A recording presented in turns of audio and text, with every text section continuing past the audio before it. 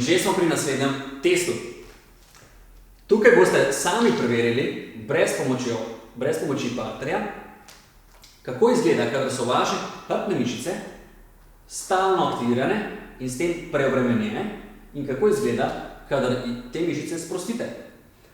Postavite se v položaj, tako kot vam naravno stanje in stoja najbolj ustreza, in v tem položaju pojdite sa svojo roko, takole zadaj, in s prstoma, dvema prsta, tako, dva prsta, postavite tukaj na mišičasti del ob hrbtenici, takole z dvema prstoma, mišičasti del na ledveni hrbtenici. Dobro se potipajte in preverite razliko, kakšna je razlika, če greste z glavo bolj naprej, greva z brado ne dol, ampak bolj naprej. To je. Čutiš, kako se je aktiviralo? Ja. Torej, vidite, kako že takšna malenkost, kot je postavitev v lobanje, postavitev glave v stoji, lahko vpliva na obremenitev vaših hrbtnih mišic. Pomislite sedaj, če cele dneve imate svoje težišče telesa nagnjeno preveč naprej. Torej, kadar je težišče telesa zaradi glave ali postavitve zgornjega dela trupa ali pa zaradi postavitve rok, kadar imate roke takole pred sabo, kako so takrat veliko bolj obremenjene hrbtne mišice. Če so takrat in zaradi slabe postavitve težišča vašega telesa hrbtne mišice preobremenjene, pomeni, da imate veliko manj možnosti za kakovostno vadbo in za počitek hrbtenice.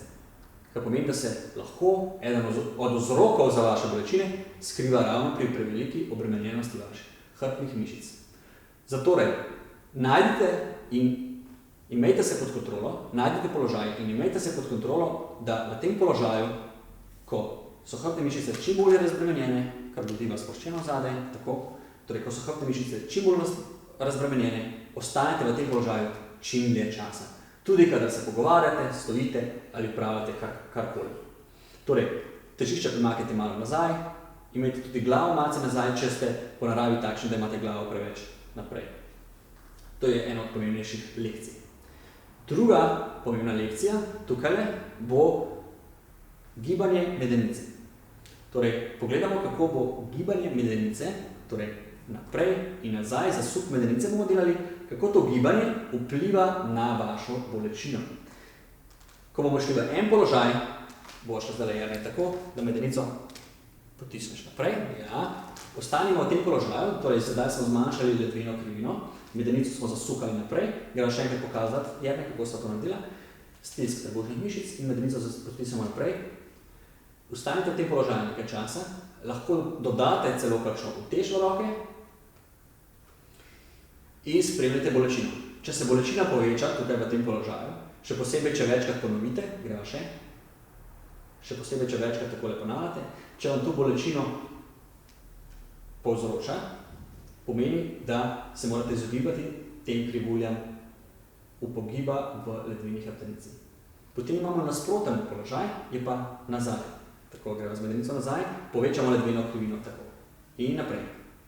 Nazaj in naprej. Nazaj in naprej. Probava ne preveč upogibati kolena, kar treba. Naprej, nazaj. To je gibanje medenice. Tako. Pojdite v oba ekstrema, torej in naprej in močno nazaj, z medenico in si zopet zabeležite vaše počutje.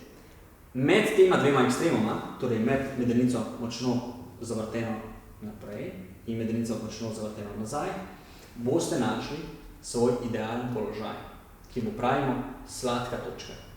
Točka, kjer ste lahko več časa v sede, v stoje in je hrbtenica najbolj razbremenjena. Dobro si zapomnite te lekcije in pojdite še enkrat čez.